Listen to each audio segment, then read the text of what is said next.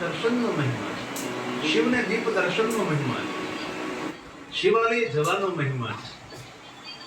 એક શ્લોકમાં નાનકડી સુંદર કથા સંભળાવું.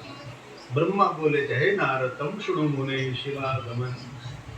હે નારદ આપ સાંભળો, કૈલાસ પર્વતે શ્રેષ્ઠ કુબેરસ્ય તપોબલા, જે ભગવાન મહાદેવનો મિત્ર છે, જે ભગવાન શિવજીનો સખો છે, જેનું નામ કુબેર છે.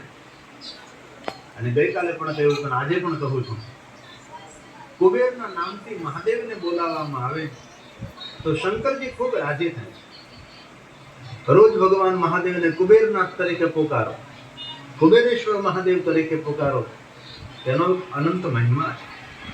બ્રહ્મા કહે છે, સાંભળો નારદ, હું તમને સુંદર કથા કહું, જેમાં શિવ દર્શનનો મહિમા છે, જેમાં દીપ દર્શનનો મહિમા છે, જેમાં મહાપ્રસાદનો મહિમા અને શિવાલય જવાનો મહિમા છે. આ બધો જ મહિમા એક કથાની અંદર સમાયેલો છે. સ્વયં બ્રહ્મા બોલે, જય નારદ. નારદ ત્વં શૃણુ મુને શિવાગમન સકલ. બ્રહ્મા બોલે છે, નારદ, કાંકર નામનો એક નગર હતો. આ નગરમાં યજ્ઞદત્ત નામે એક પવિત્ર બ્રાહ્મણ રહેતા. ધર્મનો પ્રચાર પ્રસાર કરે છે, પરોપકારી બ્રાહ્મણ છે. સંતોષ નામનો શ્રેષ્ઠ ગુણ આ બ્રાહ્મણમાં છે. યજ્ઞો કરે છે, યજ્ઞો કરાવે છે. નામ યજ્ઞદત્ત છે. જેમનું જીવન સેવા પરોપકારથી સુંદર મજાનું પ્રતિષ્ઠિત જીવન છે. રાજા અને પ્રજા જેનો આદર કરે, આવો આ બ્રાહ્મણ છે. નામ યજ્ઞદત્ત છે. કાંપલ નામનું નગર છે.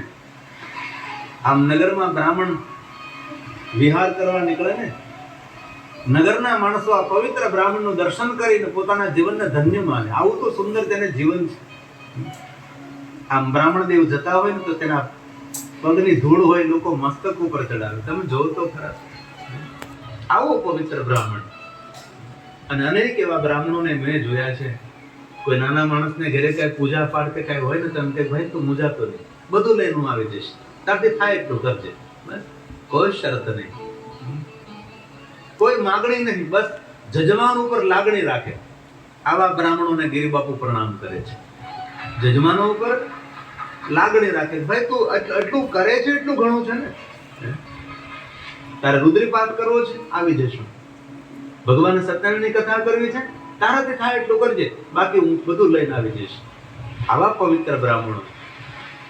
યજ્ઞદત્ત બ્રાહ્મણમાં સંતોષ નામનો શ્રેષ્ઠ ગુણ છે. કાંપલ નામના નગરના રાજાને ખબર પડી કે મારા નગરમાં એટલો પવિત્ર બ્રાહ્મણ. રાજા કહે છે કે પ્રજા એનો આદર કરે, તેની પૂજા કરે. અને પ્રજા જો તેનો આદર કરતો, હું તો નગરનો રાજા છું, મારે તેની પૂજા કરવી જોઈએ. આ કાંપલ નામના નગરના રાજા પવિત્ર બ્રાહ્મણને પોતાના આંગણે બોલાવે છે. અને આંગણે કોઈ સાધુ બ્રાહ્મણ આવે ત્યારે સમજવું કે આપણું આંગણું ધન્ય બન્યું છે, આંગણું પાવન બને છે. આપણી પરંપરા, આપણી સંસ્કૃતિ છે બ્રાહ્મણો, આપણી સંસ્કૃતિ છે સાધુ સંતો, આપણી સંસ્કૃતિ છે સત્સંગ, આપણી સંસ્કૃતિ છે ભગવાનની કથા, પૂજા અર્ચન યજ્ઞ. આપણી પરંપરા છે ભલા. આપણી પરંપરાને આપણે જાળવી રાખવાની છે. બ્રાહ્મણ દેવ આંગણે આવ્યા છે. રાજા બહુ પ્રસન્ન છે. કહ્યું છે કે બ્રાહ્મણ, મેં સાંભળ્યું છે કે તમે તો બહુ પરોપકારી છો, લોકોનું હિત કરનારા બ્રાહ્મણ, ધર્મના માર્ગ ઉપર ચાલો છો, દરેકને ધર્મના માર્ગ ઉપર ચાલવા માટે પ્રેરિત કરો છો. ધન્ય છો બ્રાહ્મણ દેવતા. કાંપલ નામના નગરના રાજા આ બ્રાહ્મણની પવિત્રતા, બ્રાહ્મણની વિદ્વત્તા અને તેની સરળતા જોઈ આ રાજા બહુ રાજી થયા છે. બ્રાહ્મણની આરતી ઉતારે છે, પૂજા કરે છે. આપણે આપણી યોગ્યતા ઊભી કરીને તો કોઈને કહેવું ન પડે પગે લાગો એમ. એ તો સ્વયંભૂ તેનું મસ્તક ઝૂકી જતું હોય છે. પહેલા તો આપણી યોગ્યતા આપણે ઊભી કરવી પડે છે. અને રાજાએ પ્રસન્ન થઈને યજ્ઞદત્ત બ્રાહ્મણને સોનાની અંગૂઠી ભેટમાં આપે છે. આ બ્રાહ્મણ દેવતા સોનું પહેરતા નથી, સોનાની અંગૂઠી સ્વીકારે છે, કુમકુમની બિંદી કરે છે, મસ્તક ઉપર ચડાવે છે. તમારે જો સાધુ બ્રાહ્મણની આદત હોય છે, તમે કઈ ભેટ પૂજા આપો ને એટલે તરત માથા પર ચડાવે, માથા પર ચડાવે છે. હું તમને કહું કેટલો આદર આપે છે. રાજાથી સન્માનિત થયા છે યજ્ઞદત્ત બ્રાહ્મણ, અને પોતાના નિવાસ સ્થાને જાય છે. પોતાના પત્નીને કહે છે કે રાજાએ મારો આદર કર્યો, આ સોનાની અંગૂઠી મને ભેટમાં આપી છે, લ્યો આ સોનાની અંગૂઠીને ભગવાનની આગળ છોડી દો. ઘરમાં નાનકડું મંદિર છે જેને દેવસ્થાન કહીએ ને, દરેકના ઘરમાં હોય ને નાનકડા મંદિરો હોય છે, પણ મંદિરોને સ્વસ્થ રાખો, ચોખ્ખા રાખવા ભલામણ. રોજ ભગવાનની સંભાળ લઈ, ભગવાનને જોઈએ, ભગવાનને સરસ શણગાર કરીએ. આપણું મંદિર સુંદર હોવું જોઈએ. પ્રભુને સોનાની અંગૂઠી અર્પણ કરી છે. ભગવાન, તારું કાર્ય કરું છું તેથી મને આ બધું જ મળી રહ્યું છે. બાકી કોણ આદર આપે, કોણ માન આપે, કોણ સન્માન આપે? અને આ દુનિયામાં આપણને કોઈ માન સન્માન ના આપતા હોય, આપણા સત્કર્મોનો આદર કરતા હોય છે, આપણા શ્રેષ્ઠ અને સારા જીવનનો આદર થતો હોય છે, માનવમાં રહેલા સદગુણનો આદર થતો હોય છે. હવે આ બ્રાહ્મણ તો કર્મકાંડ કરે છે, તેથી ઘરમાં બહુ રહી શકતા નથી ને. જે લોકો કર્મકાંડ પ્રવૃત્તિ કરતા હોય કે બહુ ઘરમાં ના રહી શકે, દૂર દૂર યજ્ઞો કરવા માટે જવું પડતું હોય છે, દૂર દૂર પૂજા કરવા માટે જવું પડતું હોય છે. ધર્મનો પ્રચાર પ્રસાર કરનારા માણસો પોતાના પરિવારને સમય ના આપી શકે, પોતાના ઘરના માણસોને સમય ના આપી શકે, એને વધારે સમય બહાર આપવો પડે છે. તેથી યજ્ઞદત્ત બ્રાહ્મણ પોતાનું ઘર છોડીને વધારે પડતા બહાર રહે છે, કારણ કે ધર્મનો પ્રચાર પ્રસાર કરે છે, યજ્ઞો કરાવે છે, પૂજા પાઠ કરાવે છે. યજ્ઞદત્ત બ્રાહ્મણના એક દીકરો છે જેનું નામ છે ગુણનિધિ. ગુણનિધિ યુવાન છે. આ યુવાન દીકરો શું કરે છે, ક્યાં જાય છે, કોની સાથે રહે છે અને કોની સાથે મિત્રતા છે, એ પિતાને જાણ નથી. પુત્રના જીવનથી પિતા અજાણ છે. એ શું કરે છે, એની માનસિકતા કેવી છે, એ કોની સાથે મિત્રતા ધરાવે છે, તેની વિચારધારા કેવી છે, આ બાપને કાંઈ ખબર નથી. બાપ ધર્મના કાર્યમાં રચોપચો રહે છે, ધર્મના પ્રચાર પ્રસાર માટે વધારે સમય ધર્મના કાર્યમાં આપે છે, બહાર રહે છે. એક દિન બન્યું એવું, યજ્ઞદત્ત બ્રાહ્મણ કાંપલ નામના નગરમાં જઈ રહ્યા હતા. એમાં કોઈ નગરના યુવકના હાથમાં આંગળીમાં સોનાની અંગૂઠી જોઈ. આ બ્રાહ્મણ કહે, ભાઈ યુવાન, આ તારી પાસે સોનાની અંગૂઠી છે, એ તો મારી છે, રાજાએ મને ભેટમાં આપેલી છે. જો કુમકુમની બિંદી કરેલી છે, નિશાની છે, લાવ, તારી પાસે ક્યાંથી આવી? પેલો નગરનો યુવક કહે, બ્રાહ્મણ દેવતા, સોનાની અંગૂઠી હતી ત્યારે તમારી હતી, હવે તો મારી છે. અરે ભાઈ, તારી કેવી રીતે બની શકે છે? આ તો રાજાએ આપેલી ભેટ છે. નગરનો યુવક કહે છે, બ્રાહ્મણ દેવતા, તમે સાંભળશો ને તો તમને બહુ દુઃખ થશે. અરે ભાઈ, શું વાત છે? તમારો દીકરો ગુણનિધિ, હા, મારો યુવાન દીકરો ગુણનિધિ. એ તો કહું છું, તમારો યુવાન દીકરો ગુણનિધિ, તમારો દીકરો મારી સાથે જુગાર રમતો હતો. બ્રાહ્મણ કહે કે મારો દીકરો જુગાર રમે? જુઠ્ઠું બોલે, તું બદનામ કરવાનો પ્રયાસ કરે છે. પેલો નગરનો યુવક કહે, જુઠ્ઠું બોલવામાં મને કેવો લાભ? બ્રાહ્મણ દેવતા, હું સાચું બોલું છું. તમારો દીકરો જુગાર રમતો હતો, ઘણું બધું ધન હારી ગયો, તમારા ઘરમાંથી ચોરી કરી સોનાની અંગૂઠી લાવ્યો, જુગારમાં છોડીને હું જીતી ગયો, તેથી સોનાની અંગૂઠી મારી છે. બ્રાહ્મણ દેવતા વાત માનવા માટે તૈયાર નથી. યજ્ઞદત્ત કહે છે, જુઠ્ઠું બોલે છે, મારો દીકરો જુગાર ન રમે. ને વધારે પડતો સંતાનો પર ભરોસો એ પણ જીવનને ખતરામાં મૂકે છે. સિંહ ઉપર ભરોસો રખાય, સર્પ ઉપર ભરોસો રખાય, પણ યુવાન દીકરા દીકરી ઉપર બહુ ભરોસો ન રખાય. થોડી કાળજી રાખવી પડે છે. છોકરાના ઘડતર માટે તેને મારવાની જરૂર, ટીપવાની જરૂર નથી, તેને ઘડવાની જરૂર નથી. દીપ પ્રજ્વલિત હોય ને આમ પવન આવતો હોય, થોડોક આડો હાથ રાખો, એટલે કુસંસ્કારનો પવન કોઈ જગ્યાએ લાગે ન જાય, બસ એટલી કાળજી દીકરાઓ માટે રાખવાની છે, બાકી વધારે કઈ બહુ ધ્યાન રાખવાની જરૂર નથી.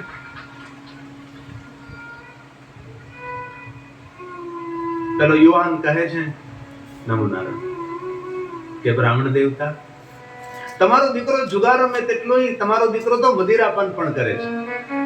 અરે મારો દીકરો મદિરાપાન કરે? આ બ્રાહ્મણ માનવા માટે તૈયાર નથી.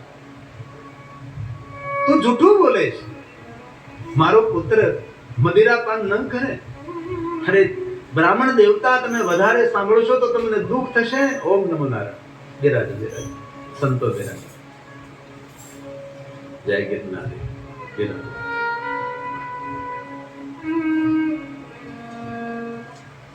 સંત સમાગમ દુર્લભ ભાઈ બિરાજ.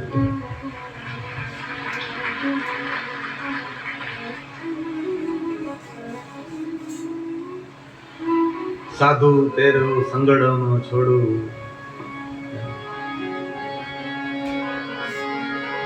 સાધુ તેરો સંગડનો છોડું,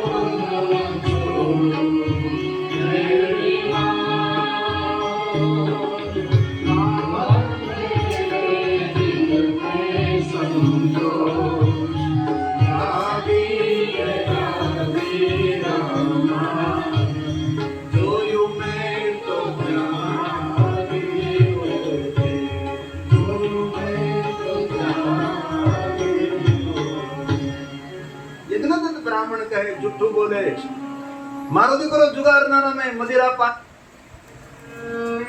અરે બ્રાહ્મણ દેવ, તમારો દીકરો જુગાર રમે તેટલું નહીં, મદિરાપાન કરે તો માંસાહાર પણ કરે છે. આ બાપ ધ્રુજવા લાગ્યો છે. તમે જો તો ખરા, મારો દીકરો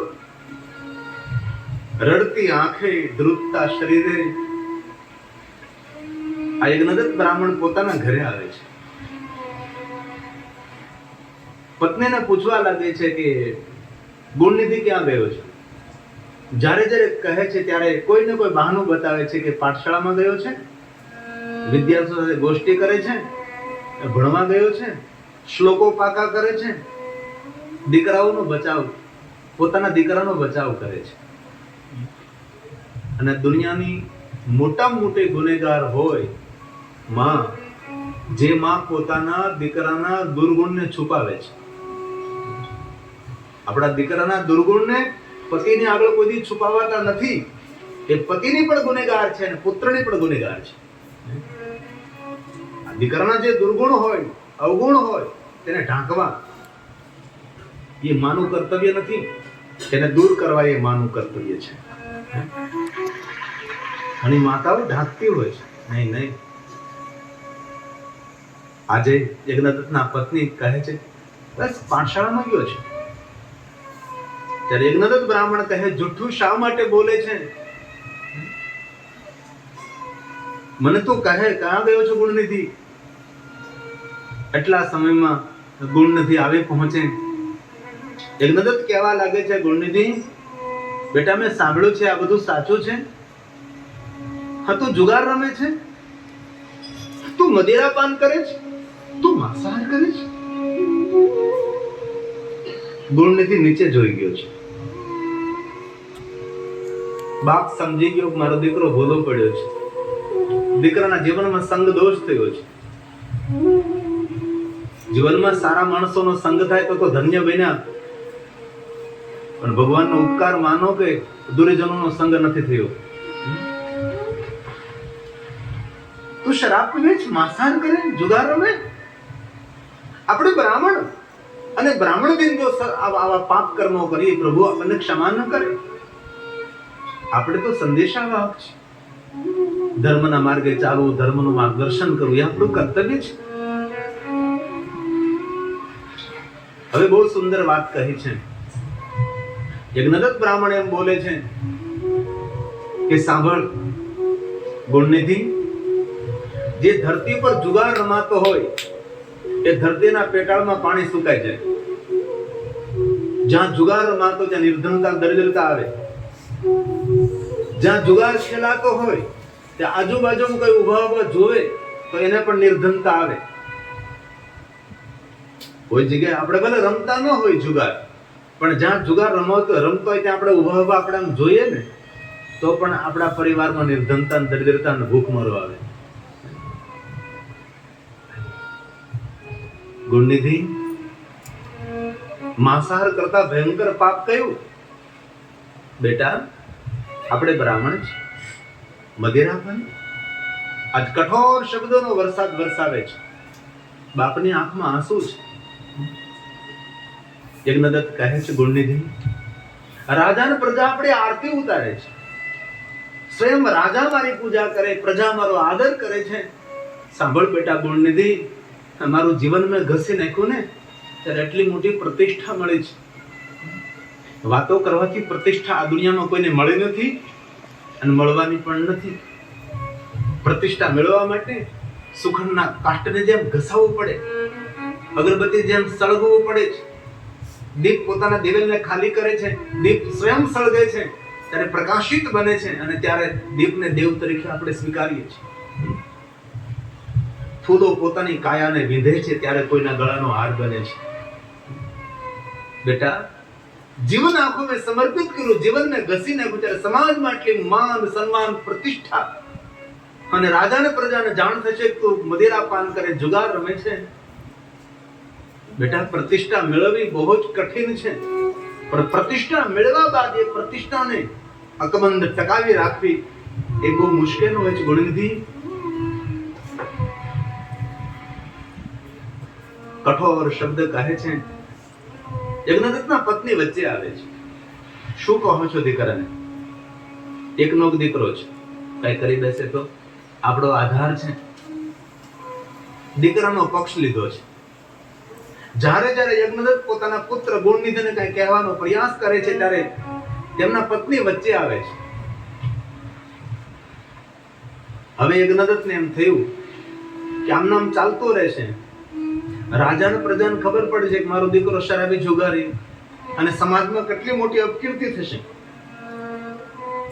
અને વિદ્વાન પુરુષો, સજ્જન પુરુષોનો સ્વભાવ હોય છે, એ પોતાના પ્રાણને છોડી શકે છે પણ પોતાની પ્રતિષ્ઠાને કલંકિત ન થવા દે. આ વિદ્વાનોનો સ્વભાવ છે, આ સજ્જનોનો સ્વભાવ છે. અંતે નિર્ણય લીધો યજ્ઞદત્તે કે મારી પત્ની, મારો પુત્ર વાત માનવા માટે તૈયાર ના હોય તો આ પરિવારને મારે છોડી દેવો જોઈએ. જ્ઞાની, વિદ્વાન, ભગવાનનો ભક્ત, પરોપકારી બ્રાહ્મણ પ્રાતકાલે વહેલા ઉભા થાય છે. પોતાનું થોડું સાહિત્ય સાથે લઈ લે છે, વાંચન, પોતાની પૂજા સાથે લઈ લે છે અને ઘર છોડી, ગામ છોડીને યજ્ઞદત્ત બ્રાહ્મણ પોતાના આત્મકલ્યાણ માટે નીકળી જાય છે. આ બ્રાહ્મણ જતો રહે છે. આવી જ કથા શ્રીમદ ભાગવત કથામાં પણ એક કથા આવે છે આત્મદેવ બ્રાહ્મણને. એ પણ પોતાનો પરિવાર છોડીને જતા રહે. યજ્ઞદત્ત બ્રાહ્મણ જતા રહ્યા છે. સવાર પડી, ગુણનિધિ જોયું તો પિતા નથી, નગરમાં જોયું, નગરમાં પણ નથી, આજુબાજુના નગરમાં સંભાળ લીધી, ત્યાં પણ નહીં. ગુણનિધિ સમજી ગયો મારો બાપ હવે અમને છોડીને જતો રહ્યો છે. રાજી થયો મનોમન. હવે મને કોઈ કહેનાર નહીં, રોકનાર નહીં, ટોકનાર નહીં. હવે ખુલ્લું મેદાન મળ્યું છે અને યજ્ઞદત્ત જતા રહ્યા છે. પિતાએ જે મહેનત કરીને જે ઘરમાં ભેગું કર્યું હતું, નામ કેટલું સરસ છે, ગુણનિધિ. એક ગુણ નથી આનામાં. ઘરની બધી સંપત્તિ વેચવા લાગ્યો છે, જુગારમાં, મદિરા પાનમાં. ભગવાન વ્યાસે તો મર્યાદા છોડીને બધું વર્ણન કર્યું છે, પણ એ મર્યાદા આપણે ન છોડી શકીએ એવા બધા જ પાપ કર્મોના માર્ગે આ ગુણનિધિ જવા લાગ્યો છે. અંતે તો ઘરની ચીજ વસ્તુ પણ વેચી કારણ કે જેને જુગારની આદત પડે, મદિરા પાન કરવાની આદત પડે, નિર્ધનતા દરિદ્રતા સહપરિવાર સાથે તેના ઘરમાં મહેમાન ગતિ કરે, રોજ માટે આવે. હવે તો નાની મોટી ચીજ વસ્તુ પણ વેચી નાખી છે. મદિરા પીધેલી હાલતે, શરાબ પીધેલી હાલતે, લથડિયું ખાતો ખાતો દીકરો ઘરે આવે છે. માને કહે છે, માં તારી પાસે કઈ ધન હોય તો મને આપ, મદિરા પાન કરવા માટે મને જરૂર છે. એટલે માં કહે, બેટા તારા પિતાએ કેટલી મહેનત કરી, દિવસ રાત એક કરી, એટલો પુરુષાર્થ કર્યો, ઘરમાં આટલી સુવિધા ઊભી કરી, અંતે બધું વેચી નાખ્યું છે. બેટા 3 દિવસથી મેં ભોજન નથી કર્યું, ઘરમાં અન્નનો દાણો નથી, મારી પાસે બેટા કાંઈ નથી. ગુણનિધિ કે જુઠ્ઠું બોલે છે, આ તારે કાનમાં જો સોનાની બુટ્ટી છે, લાવ મને આપી દે. અરે બેટા વૃદ્ધાવસ્થા માટે છે. અરે ના કહે છે મને. હાથમાં દંડો લઈને મદિરા પીધેલી હાલત આ ગુણનિધિ પોતાની માને માર મારવા લાગ્યો છે. માથી માર સહન ન થયો, સોનાની બુટ્ટી નાની નાની પહેરી હતી, લઈને જતો રહ્યો છે. અંતે માના વસ્ત્રો વેચી નાખ્યા છે. હવે આ માને પોતાની ભૂલ સમજાણી છે કે હું મારા પતિના પક્ષમાં ન રહી, પુત્રના પક્ષમાં રહી. મારા પતિને પણ મેં ગુમાવ્યો અને મારા દીકરાનું જીવન પણ મેં ઝેર કરી દીધું છે. પોતાની ભૂલ પોતાને સમજાય છે, પણ હવે તો બહુ જ મોડું થઈ ગયું હતું. જો સમય અનુસાર આપણી ભૂલ આપણને સમજાય તો સમજો તમે સાવધાન. પણ આ દુનિયામાં સમય અનુસાર કોઈને પોતાની ભૂલ નથી સમજાતી. ઘણું બધું લૂંટાવી બેઠા અને પાછું વળવાનો કોઈ માર્ગ ન હોય ત્યારે આપણી ભૂલ આપણને સમજાતી હોય છે. હવે આ માં દુખી થાય છે, મદિરા પીધેલી હાલતે આવે છે, માને માર મારે છે. એક તો પતિનો વિયોગ, ભૂખની પીડા, વૃદ્ધ અવસ્થા અને ઉપરથી દીકરાનો ત્રાસ, ચારો તરફથી દુઃખ આ માને ઘેરી બેઠા છે. અને રોજ મદિરા પીધેલી હાલતે નહીં બોલવાના શબ્દો બોલે, માને માર મારે છે. હવે આને ક્યાં નરકમાં જગ્યા મળે છે? માને માર મારે, માનો અનાદર કરે, માતાનો અપમાન કરે છે. અને ઘણા છોકરાઓને આપણે જોઈએ છીએ, માનો અનાદર કરે, માને તરછોડે, એનું અપમાન કરે. અરે માથી મોટું તીર્થ કયું ભલા? ભૂલો ભલે બીજું બધું, માં તો માં જ. માથી મોટું તીર્થ કેવું હોઈ શકે છે? અને બહુ આદરથી સાધુ તરીકે કહું છું, ક્યારેય શિવાલયજીને મહાદેવનું દર્શન કરવા ન જઈ શકાય, પણ માને પગે લાગી જાવ ને તો એ મહાદેવનું દર્શન કહેવાય છે. માં આપણા માટે તીર્થ છે, માં આપણું સદગુરુ સ્થાન છે, માં આપણા માટે બધી જ વસ્તુ માં છે. મને કહેતા થોડોક પણ ખચકાટ ન થાય. આજે એટલી મોટી સંખ્યામાં તમે ભગવાનની કથા સાંભળો છો તો જરૂર માના સંસ્કારો ઉગ્યા છે. તેથી આપ સૌને તો મારા પ્રણામ, પણ આપ સૌની માતાઓને પણ મારા પ્રણામ છે કે માએ કોઈ ને કોઈ રીતે સંસ્કાર આપ્યા છે કે બેટા ભગવાનની કથા સંભળાય, બેટા સાધુ મહાપુરુષોનું દર્શન કરાય, બેટા યજ્ઞોમાં જવાય, મંદિરોએ જવાય, સેવા કરાય, પરોપકાર કરાય. બેટા જ્યાં જ્યાં ભગવાનની કથા થતી હોય, જેટલો સમય હોય તેટલો સમય પ્રભુનો મહિમા સંભળાય. આપણો મહિમા વધે ભગવાનનો મહિમા શ્રવણ કરવાથી. આ માના સંસ્કારો ઉગ્યા છે, એ છે માં. દુનિયાના દરેક માણસોના પ્રેમનો અસ્ત થાય, પણ માના પ્રેમનો અસ્ત થયો નથી. ભલે આપણે વિસરી જતા હોય એ વસ્તુ અલગ છે, આપણે નજર અંદાજ કરતા હોય એ વસ્તુ અલગ છે, બાકી માનો પ્રેમ એક ધારો છે. ગંગાના નીર તો વધે ઘટે, બાકી સરખો પ્રેમનો પ્રવાહ. બહુ જૂની પંક્તિ જાણીતી લોક મુખે ગવાયેલી છે. ગંગા નીર તો વધે ઘટે, ગંગાના નીર તો વધે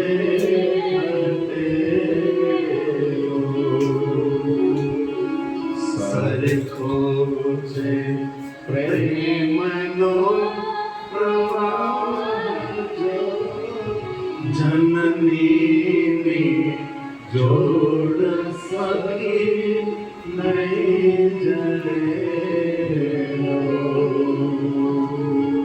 જનની જોડ સખી નહીં જડેલો.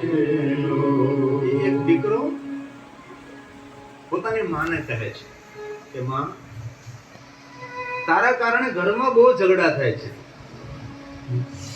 ઘરના ઝઘડાનું કારણ તું છે. માને કહે છે, પત્ની નહીં, માં. તારા લગ્ન નહીં થયા હતા ત્યારે ઘરમાં ઝઘડો થતો હતો, ઝઘડાનું કારણ પત્ની છે કે માં છે? પણ આ દીકરો એમ કહે છે, માં, તારા કારણે ઘરની અંદર અશાંતિ બધી જતી, અશાંતિ અશાંતિ, ઝઘડો ઝઘડો. ત્યારે માં કહે છે, બેટા એક કામ કર ને, તો મારા કારણે જો ઘરમાં ઝઘડો થતો, અશાંતિ હોય તો બેટા તું મારી સાથે આવ, મને વૃદ્ધાશ્રમમાં મૂકી જા. જો તને શાંતિ મળતી હોય, તું સુખેથી રહી શકતો હો, તો મને વૃદ્ધાશ્રમમાં છોડી જા. દીકરો તો રાજી થયો કે તો મને ખબર નથી, પણ પત્ની જરૂર રાજી થઈને ગયું. ના, પતિ પત્ની બંને આ વૃદ્ધ માને ધ્યાન દેના વૃદ્ધાશ્રમમાં મૂકવા માટે જાય છે. ત્યારે દીકરો કહે છે કે સાહેબ મેનેજર વૃદ્ધાશ્રમના, સાહેબ સારામાં સારી રૂમ હોય મારી મા માટે તમે મને આપો, ભલે મને પૈસા ભરવા પડે, મારી માને મારા વૃદ્ધાશ્રમમાં સારી રીતે મૂકવી છે. એટલે પેલા મેનેજરે કહ્યું કે એક કામ કરો, તમે પહેલી 10 રૂમ છે સારી છે, એમાંથી તમને જે રૂમ ગમે એ પસંદ કરી આવો અને એ પ્રમાણે હું નોંધી લઉં. આ દીકરો અને પત્ની બંને મા માટે વૃદ્ધાશ્રમ રૂમની પસંદગી કરવા જાય છે. એક રૂમ જોયું તો કે ભાઈ પંખો છે, હવા ઉજા સારું છે, કબાટ છે, નાવા ધોવાની વ્યવસ્થા છે, બેડ સુંદર છે. માં મેનેજર સાહેબ પાસે ઊભી છે અને પેલા પતિ પત્ની રૂમ જોઈને ધીરે ધીરે આવે છે. તો આ માં મેનેજર સાથે બહુ વર્ષોની ઓળખાણ ન હોય એવી રીતે વાત કરવા લાગે છે. જેને મેનેજરને બહુ નજીકથી ઓળખતી હોય. પેલા દીકરોને બહુ આવી રહ્યા છે, તેમાં મેનેજર સાથે એટલી લાગણીથી વાત કરે છે. દીકરાએ પૂછ્યું કે મેનેજર સાહેબ, તમે મારી માને ઓળખો છો? ત્યારે મેનેજર કહે છે, હા ભાઈ, તારી માતાને તો હું 25 વર્ષથી ઓળખું છું, બહુ પરોપકારી છે, તેના હૃદયમાં બહુ દયા છે, કોઈનું દુઃખ ન જોઈ શકે એવી આ માં છે. બહુ વર્ષોથી તારી માતાને ઓળખું છું ભાઈ. ત્યારે પેલા દીકરાએ પૂછ્યું કે મેનેજર સાહેબ, તમે મારી માને કેવી રીતે ઓળખો છો? ત્યારે મેનેજરે કહ્યું કે ભાઈ સાંભળ, આજથી 25-26 વર્ષ પહેલા તમારી માં અહીંયા આવ્યા હતા. શા માટે મારી માં અહીંયા આવી હતી વૃદ્ધાશ્રમમાં? ત્યારે મેનેજર કહે છે, ભાઈ સાંભળ, જેવી રીતે અમે વૃદ્ધાશ્રમ ચલાવીએ છીએ ને, એવી રીતે અમે અનાથ આશ્રમ પણ ચલાવીએ છીએ. બાજુમાં અનાથ આશ્રમ પણ છે. અનાથ આશ્રમ સાથે ચલાવો છો? હા. તો મારી માં વૃદ્ધાશ્રમમાં અનાથ આશ્રમમાં શા માટે આવી હતી? ત્યારે મેનેજરે કહ્યું કે ભાઈ, એને સંતાન નહીં હતું એટલે તને અનાથ આશ્રમમાંથી લઈ ગઈ છે. એ આ તારી માં છે, જે અનાથ આશ્રમમાંથી તને ઉઠાવી અને એમના ઘરે લઈ ગઈ, તને પ્રેમ આપ્યો, તને લાગણી આપી, તને મોટાઈ આપી, તને ભણાયો.